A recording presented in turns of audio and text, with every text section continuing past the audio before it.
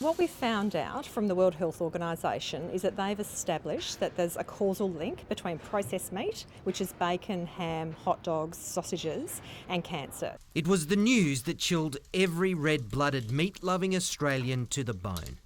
Bacon causes cancer, in particular bowel cancer. The family started in Munich in 1927, and my children are the fourth generation involved. And my first hams that I packed, I was 7. As you can imagine, it wasn't exactly music to small good producer Franz Noel of Barossa Fine Foods' ears either. Well, as hams, we do about 11,000 kilos a week, bacon about 6, and salami's about 2.5. Especially considering he eats processed meat every day, just like his 84-year-old father has, without getting cancer.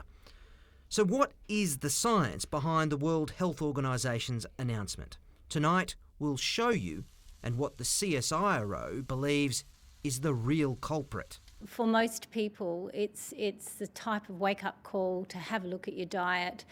People don't like seeing the words carcinogen or carcinogenic or a hazard relating to food, so that perhaps is a surprise to some people. Some scientists, like Dr. Christina Pollard of Curtin University, are saying for many Australians this is the dietary wake-up call we needed, especially as Australia has one of the highest rates of bowel cancer in the world. In Australia, men probably on average eat more meat than they should, so the recommendation is actually to cut down, probably by about 20%. For women, or for everybody overall, it's limit processed meats. So that's your bacon, your ham, your sausages, those types of meats. Just have them sometimes, and when you do, have a small amount. What's got everyone frightened is processed meats like bacon, ham, salami have been placed in the same category as smoking.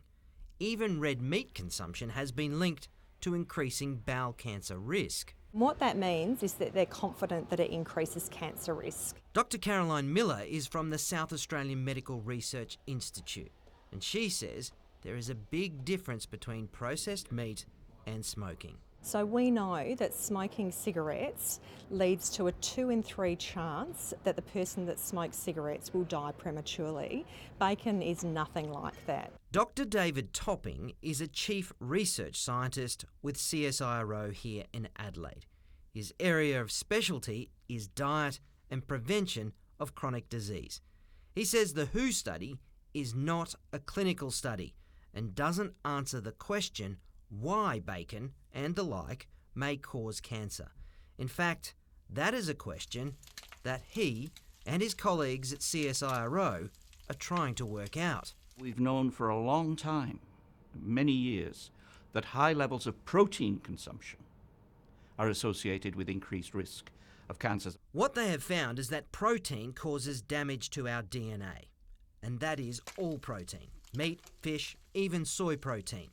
They also know DNA damage is a precursor for colorectal cancer, bowel cancer. But if you eat resilient starch, it neutralises that DNA damage caused by protein. In other words, it's an unbalanced diet that is the problem. So what is resilient starch? You can get it from whole grain breads, sourdough breads, rye breads. You get it from baked beans, a local product here called freekeh, brown rice, green bananas. The list goes on. You can get it from pulses like chickpeas, cooked and cooled foods like Russian salad. That's bad news for the paleo diet pilgrims. And putting it in perspective, these are the total number of preventative cancer cases by cause for 2010. Number 1, smoking, with more than 15,000. Then UV radiation, weight, alcohol consumption, infections, then red and processed meat consumption, then adequate fibre intake, and physical inactivity. One meal of bacon isn't going to kill you. I mean, it's repeated exposure. According to WHO, 50 grams a day increases your cancer risk by 18%. The thing to do is just to increase a general level of fermentable fibre. So if you're going to have bacon and eggs, beans could go with it, wholemeal toast, German rye bread.